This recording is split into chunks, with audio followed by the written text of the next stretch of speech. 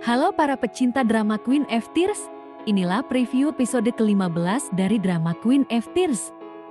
Hae-in akhirnya memutuskan untuk melakukan operasi, mengambil resiko besar ketika dia mungkin akan kehilangan semua ingatannya. Hyun-woo berjanji akan selalu mendampinginya dalam masa-masa sulit yang dihadapi Hae-in pasca operasinya berlangsung. Ketika Hae-in sudah menyiapkan semuanya, menanyakan kepada Hyun-woo apa yang dilakukan sampai ingatan Hyun-woo begitu tajam, serta menulis buku harian yang akan mengingatkan kenangan indah ketika mereka bersama dulu. Tapi semua tak berjalan sesuai rencana. Hyun-woo ditangkap oleh Interpol atas tuduhan pembunuhan terhadap Byun Sang-woo, membuatnya tak bisa berada di sisi Hae-in ketika Hae-in membuka matanya. 하루 이틀이냐고. Yan Song yang sengaja pergi ke Jerman mengikuti Hae-in, bertindak menjadi wali Hae-in yang akan menjaga Hae-in selama masa pemulihan pasca operasinya. Tapi di luar prediksi Yan Song, Hae-in yang baru sadar memanggil nama Baek Hyun-woo sebagai orang yang paling diingat, meskipun dia tidak ingat ada kenangan apa di antara mereka. Lalu Yan Song berusaha memanipulasi ingatan Hae-in dengan mengatakan kalau Hyun-woo adalah mantan suaminya yang merupakan seorang penipu dan penguntit, sehingga Hae-in menceraikannya. Bahkan buku harian milik Hae-in yang berisi tentang kenangannya bersama Hyun-woo yang akan membantunya untuk kembali mengingat masa lalunya, dibakar habis oleh Yan Song. Anehnya ketika Hae-in melihat jarinya masih berwarna merah oleh daun balsam, dia merasakan detak jantungnya berdebar seolah mengingat bahwa ada kenangan tersembunyi di sana. Yan Seong yang sudah merencanakan semuanya sedari awal, mencegah keluarganya untuk datang ke Jerman atas tuduhan malpraktek sehingga mereka dicekal untuk keluar negeri.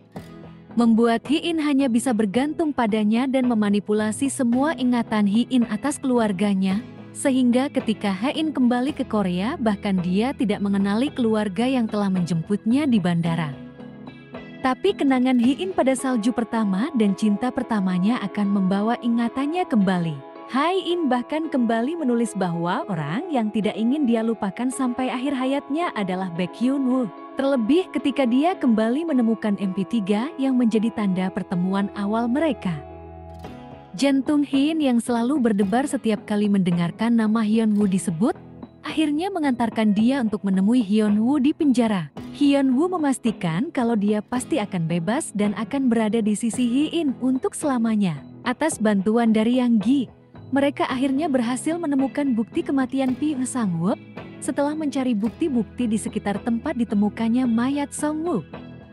Setelah bebas dari penjara, Hyun-woo akan mengajak Hae-in mendatangi tempat-tempat di mana mereka dulu pernah membuat kenangan manis bersama. Seperti naik kereta untuk melihat matahari terbenam di Seoul, kemudian mendatangi tempat di mana dulu Hyun-woo pertama kali melamarnya.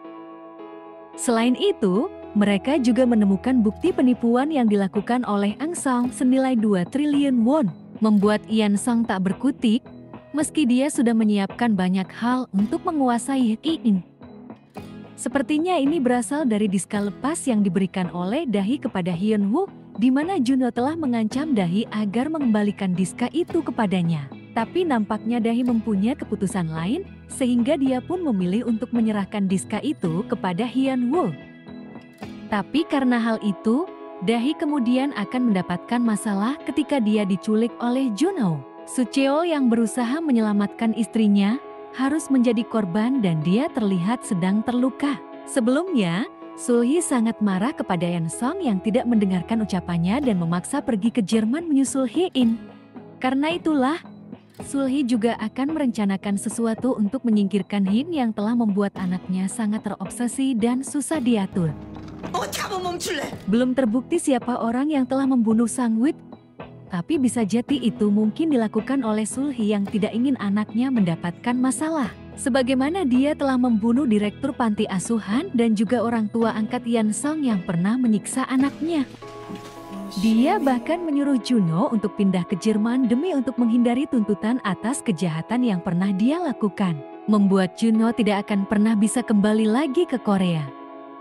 Tapi melihat bagaimana Juno akhirnya kembali ke Korea dan menghubungi Dahi untuk meminta diska lepas yang telah diambil oleh Dahi, berarti bisa jadi Sul-hee sudah tak didengarkan lagi suaranya oleh Juno.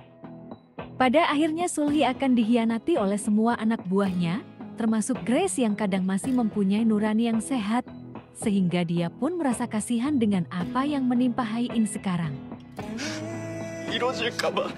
Ketika Hyun-woo berhasil menjalankan rencananya untuk membuat Ian Seong membeli saham dengan menggunakan dana gelap milik kakek Hang yang telah dicuri, maka Hyun-woo akan berhasil menuntut Ian Seong dengan tuduhan malpraktek dan juga penipuan.